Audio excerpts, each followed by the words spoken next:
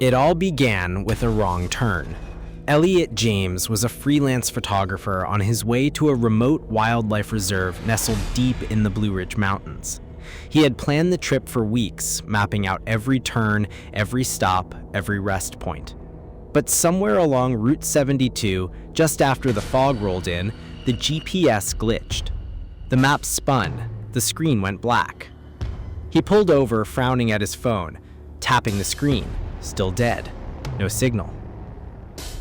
The road ahead looked unused, narrow, with thick trees creeping in on both sides, leaves rustling like whispers. But something about the curve of the road called to him, like a forgotten song tugging at the back of his mind. A handwritten sign hung on a bent post beside the ditch. "Welcome to Dagger Hollow, Pop 171. Elliot blinked. Dagger Hollow? He had never heard of it. It wasn't on any map he remembered.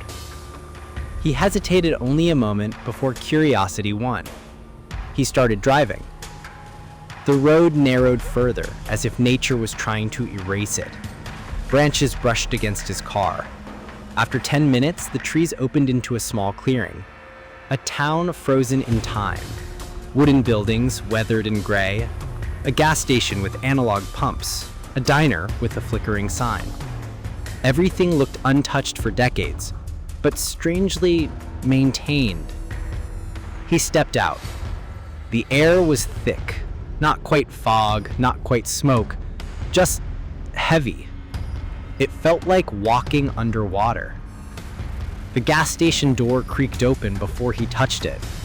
Inside, rows of dusty snacks and glass soda bottles. No sound, no people. "Hello?" he called. Silence. That's when he noticed it. Behind the counter, the radio was on. But it wasn't music. It was static. And a whisper buried under it, like someone breathing. He leaned in. The whisper stopped. And the radio said, clearly, in a voice that wasn't his, "Elliot James, welcome home." He stumbled back, heart pounding. How did it know his name? He rushed outside. Still no one. But now something was different. The trees felt closer, the air colder. He ran across the street to the diner. Inside, it was dim, lit only by a few orange bulbs. A menu board read, "Today's special, you." He felt sick. Was this a prank? An elaborate setup? Then he saw her. A girl, maybe 16, sitting in a booth at the far end, back straight, eyes wide, too wide, unblinking. He took a step toward her. "Hey, are you okay?" Her lips moved, but no sound came out. She raised a shaky hand and pointed behind him. He turned. The window now reflected him, but not quite. In the reflection, he wasn't alone. A shadow stood directly behind his shoulder, tall, faceless, and still. He spun around. Nothing. When he looked back at the booth, the girl was gone. He ran to his car. He tried to start it. Click, click. Dead. His breath fogged the windshield as a figure slowly stepped out of the forest at the edge of the clearing. Then another. Then more. They stood still, just watching. Their faces distorted, like wax figures left too close to heat. Eyes too large, mouths too wide. They began to walk. He fumbled for his camera. He snapped a picture. Flash. They vanished. Every single one of them. Gone. He stared at the camera in shock. The screen showed the photo he just took, but it wasn't the clearing. It was a room, a small padded room with a mirror, and he was inside it. Elliot stared at the screen of his camera, heart pounding so loud It felt like it was shaking his chest. The image on the display was impossible. He had taken a picture of the forest clearing, of those faceless people walking toward him. But what stared back from the photo wasn't the clearing. It was a padded cell, and he was inside it. His eyes, his posture, even the white band around his wrist with his name, Elliot James. His breath caught. He looked down at his own wrist, bare. He looked back at the camera. Still the cell. Still him. He stumbled out of the car, camera in hand, mind racing. This had to be some kind of trick. A hallucination, maybe. Had he been drugged? Was this gas in the air? His thoughts were spinning as he looked up and realized the town had changed. The gas station, gone. The diner, gone. Everything was now wrong. The buildings looked older, rotted through, leaning like they were about to collapse. Paint peeled in long gray strips. Windows were shattered. The welcome sign now lay flat on the ground, burned and split in half.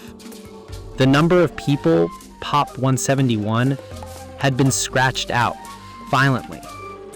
In its place, someone had written in what looked like dried blood, "You can't leave." Elliot ran. He sprinted down the dirt road he had driven in on, or tried to, but it no longer led back the way he remembered.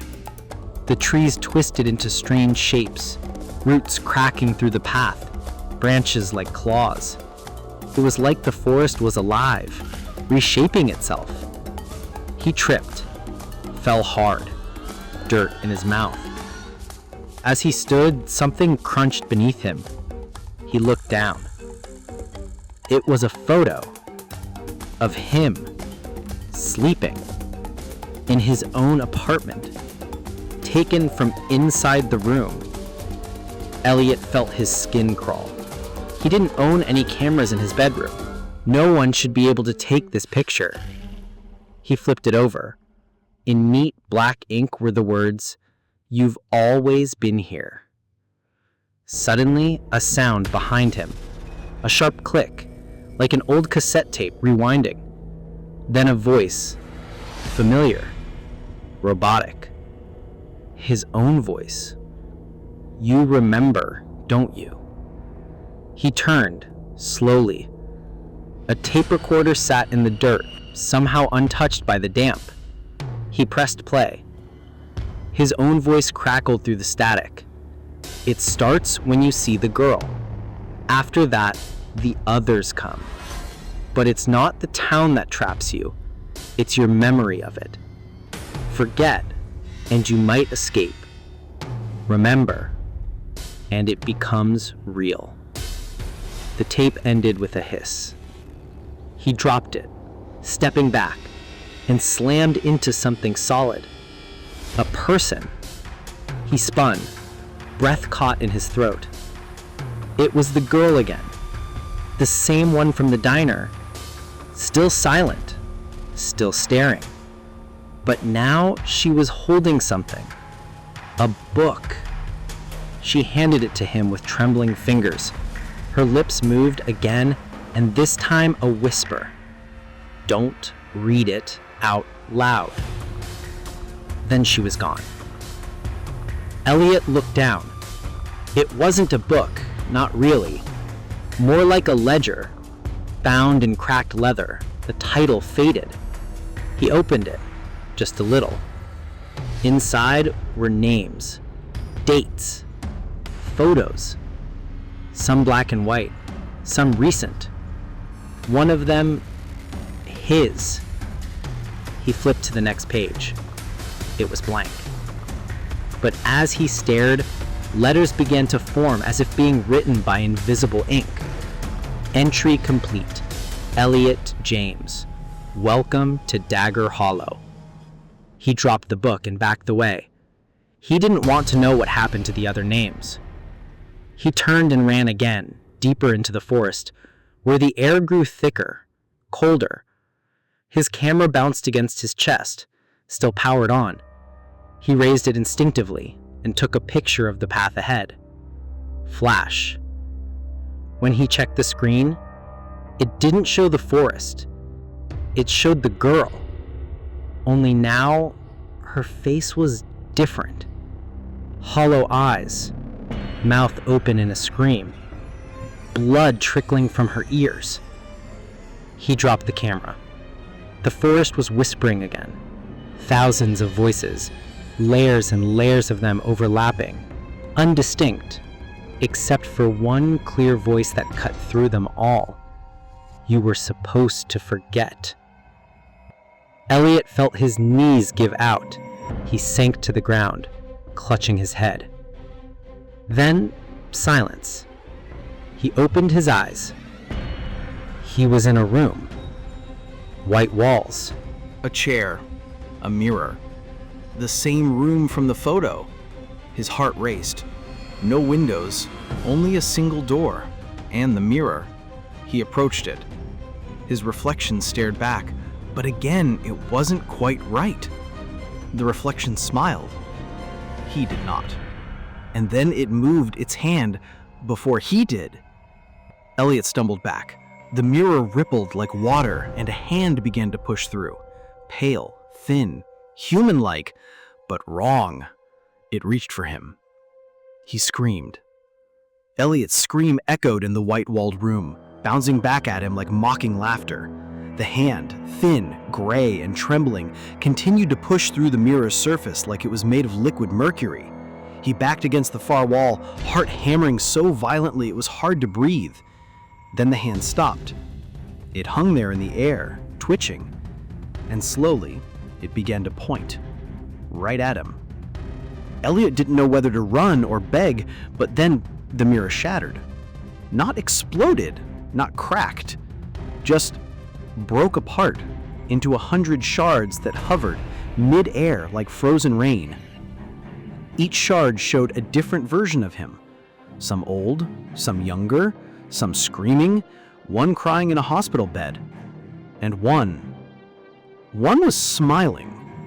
A wide, vacant, unblinking smile.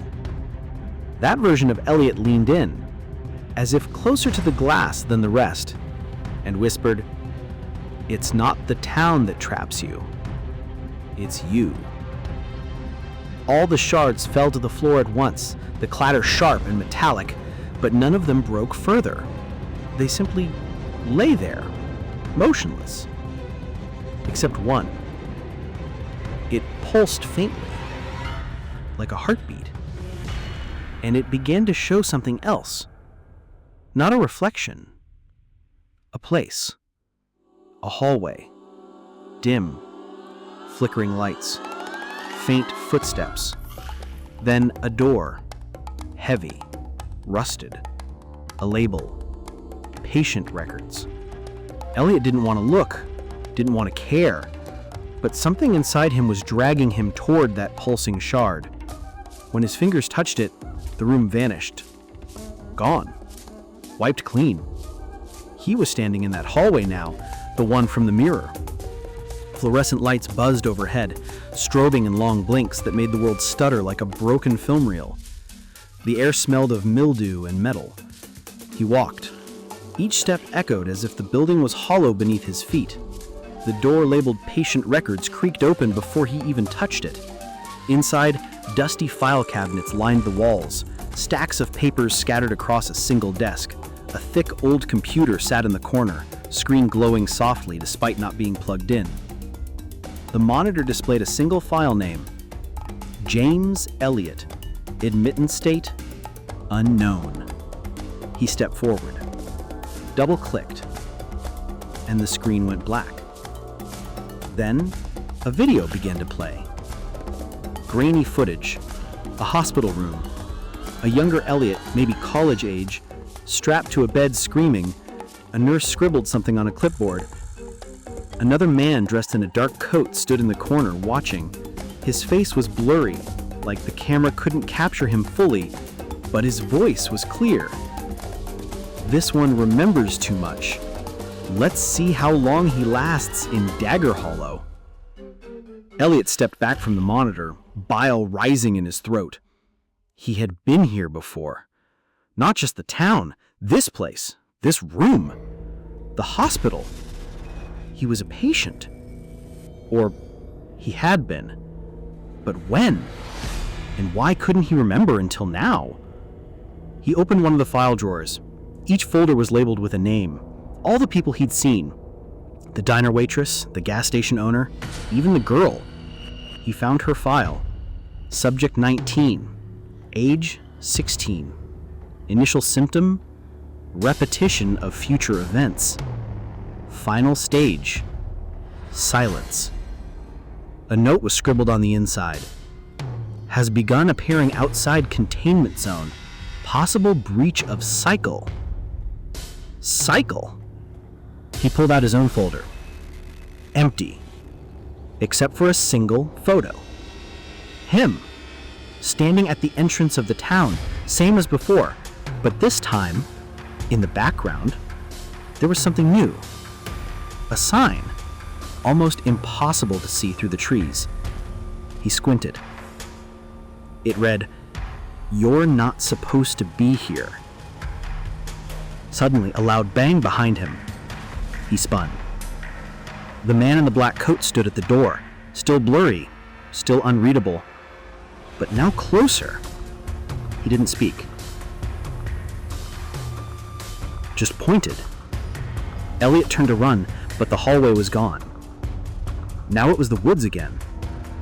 Twisting trees, dirt, fog. Thick. Enough to choke. He was back outside. Somehow. And in front of him, the girl. Closer now. Her eyes hollow, but wet with tears. She whispered, "You were getting better. Why did you come back?" Elliot couldn't speak.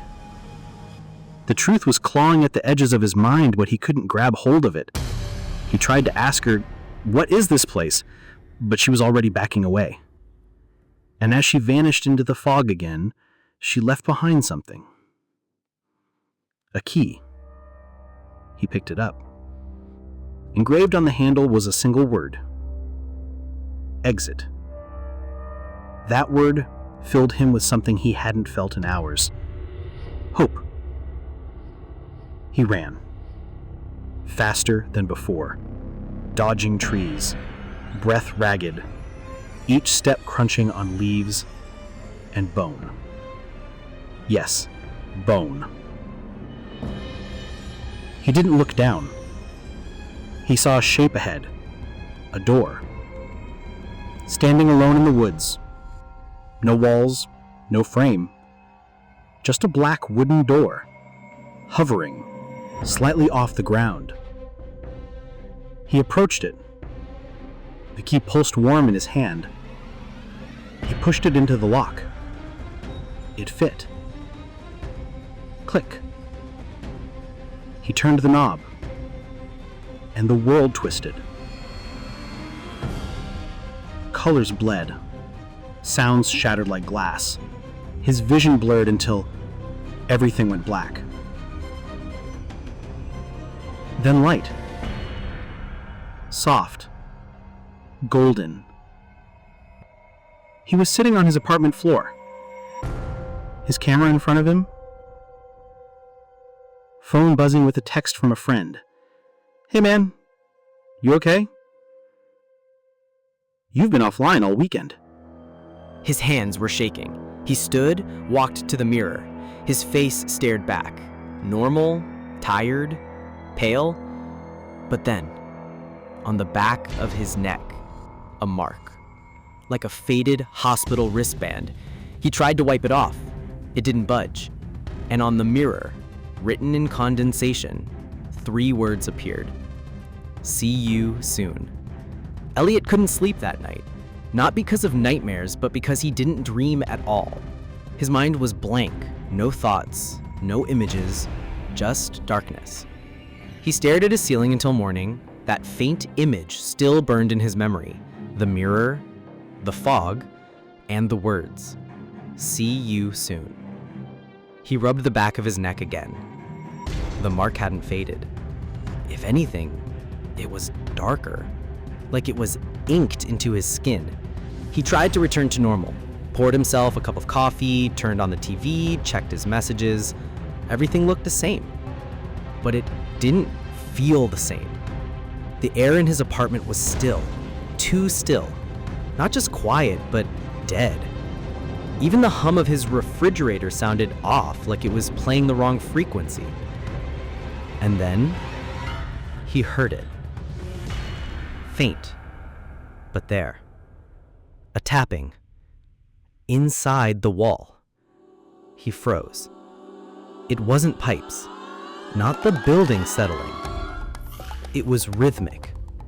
3 taps, pause, 2 taps, pause, 1, then silence. Then it started again. 3, 2, 1. Like a pattern or a code. He pressed his ear to the drywall. Nothing. He walked away, and the tapping started again. By nightfall, Elliot had checked every room. No loose wiring, no rodents, nothing in the vents. But every hour the sound came back, always the same. 3, 2, 1. He finally grabbed a hammer. He stood in the hallway, staring at the spot where the sound came from, near the closet, middle of the wall. He knocked lightly. Hollow. He knocked again, lower. Still hollow. Then he heard a whisper. Please stop. He stumbled back, nearly dropping the hammer. He waited. Nothing. He raised the tool and slammed it into the wall. Once. Twice. The drywall cracked. A third time, and the hole opened. Darkness stared back. Not insulation, not pipes. A room. He shoved a flashlight into the gap. Dust floated in the beam. There was a floor, walls, a bed, and someone was sitting on it. No movement. Just sitting. He widened the hole. The flashlight flickered. Then the figure turned its head and smiled. It was him. Elliot backed away, choking on his own breath. The figure stood, walked toward the opening, slow, deliberate, and as it came into view, it whispered, "This time, don't forget to lock the door." Elliot turned and ran to his front door. It was gone. Not locked, not broken. Gone. Just a blank wall. He ran to his windows, bricked over from the outside. Every exit was sealed. Behind him, footsteps. Closer. The air grew thick, heavy, like it was made of syrup. He turned back toward the hole. It was empty. The figure, gone. Then, the mirror in his hallway lit up. Faint glow, like moonlight trapped behind glass. He stepped closer. Words appeared on the surface, like they were written from the inside. You left the town, but the town didn't leave you. A knock behind him. He turned, slowly. The door, the one that had disappeared, was back, unlocked. He grabbed the knob, hesitated, and opened it. The world outside was not his street, not his city. It was Dagger Hollow, but twisted. Skies darker than before, buildings slanted, lights buzzing with static. A low hum filled the air, like the entire town was breathing. And right at the center of the street, a sign had been placed. Large, black letters, fresh paint. Welcome home, Elliot. He stepped outside. No choice now. The town had returned for him. Or he had never really left. His phone buzzed in his pocket. He pulled it out. No signal, of course. But one new message had appeared. Unknown number. It read, "Find the girl before they do." He didn't need to ask which girl. He remembered her. Eyes full of sorrow, lips always trembling as if holding back the truth. Somehow, she was still here, and in danger.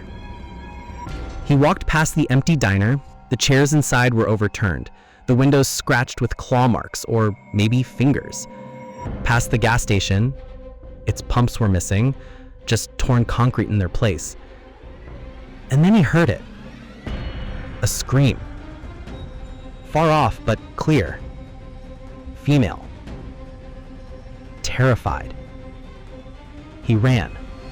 The scream lured him behind the old school building, one he'd seen in the mirror shard but hadn't visited yet. A playground stood crooked in the back. Swings twisted in the windless air. The slide was rusted, blood-colored, like it hadn't been touched in decades. There she was, the girl, running. From what? He couldn't see. She saw him. Her eyes went wide. "It's not safe," she yelled, before something yanked her back into the shadows. Gone.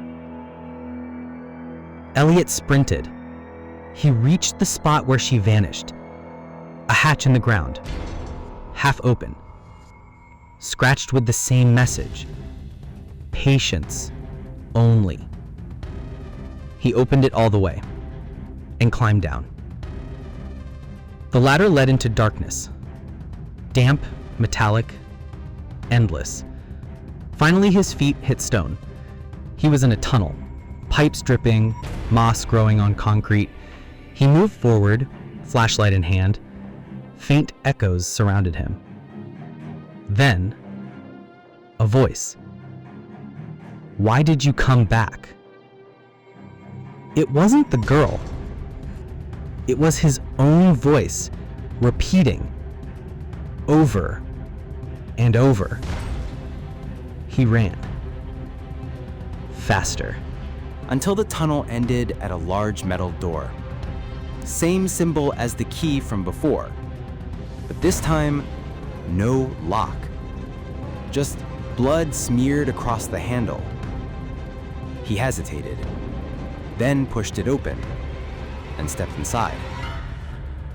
The room was cold, not in temperature, in presence, as if the air itself rejected warmth, memory, or comfort. Elliot stepped inside. A single light flickered above. The walls were lined with mirrors, each one cracked differently, reflecting fragmented versions of him. Older, younger, injured, smiling, screaming. And in the center of the room, the girl, standing, silent, eyes empty. Her mouth moved, but no sound came out. He steps closer. "Are you okay?" he asked.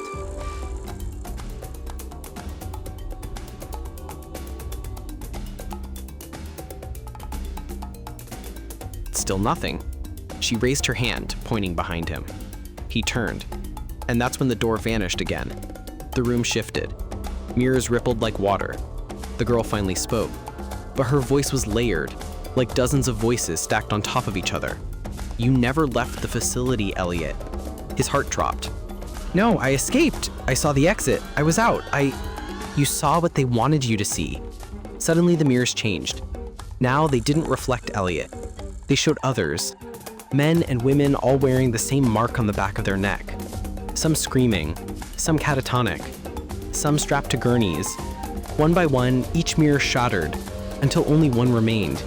It didn't reflect anything. It was black, void, empty. But something was watching him from the other side. The girl began to hum, a soft, familiar tune. It echoed in his mind, pulling memories from deep within. He remembered being strapped down, machines, flashes of light, a voice asking him questions over and over. What's your name? Where do you come from? Why are you still alive? He screamed, fighting, then silence, and waking up in the motel outside Dagger Hollow. That wasn't an escape. That was the next stage. Elliot turned to the girl. What is this place? She smiled, but her eyes were wet. A test. He felt dizzy. The floor beneath him pulsed. The mirror glowed. Words appeared. You failed. Suddenly the walls pulled back like curtains. He was no longer in a room. He stood inside a massive underground chamber. Dozens, maybe hundreds of glass cells, each with someone inside. Some asleep, some screaming, some staring at him. And in the center of it all, a control panel. And beside it, a figure. Not the girl, not himself. Someone in a white coat. Welcome back, Subject 19, the figure said. We were worried you wouldn't find your way. Elliot stepped forward. I'm not your experiment. The figure turned around. It was his own face. Older, colder, smiling. Oh, but you are, the double said. You volunteered. You just don't remember that part. He gestured to the console. You built the simulation. Every fear, every illusion, from your own mind. Elliot shook his head. That's not possible. You designed Dagger Hollow as a containment field for trauma, a therapeutic maze. But somewhere in the testing, he paused. You broke. The mirrors weren't windows. They were memories. Every person he'd seen, another failed test. And now, he was the next subject. But the girl, Elliot started. The other him laughed. She was never real, just a representation of your guilt. Elliot's mind spun. Guilt for what? Suddenly, the control panel lit up. A name appeared.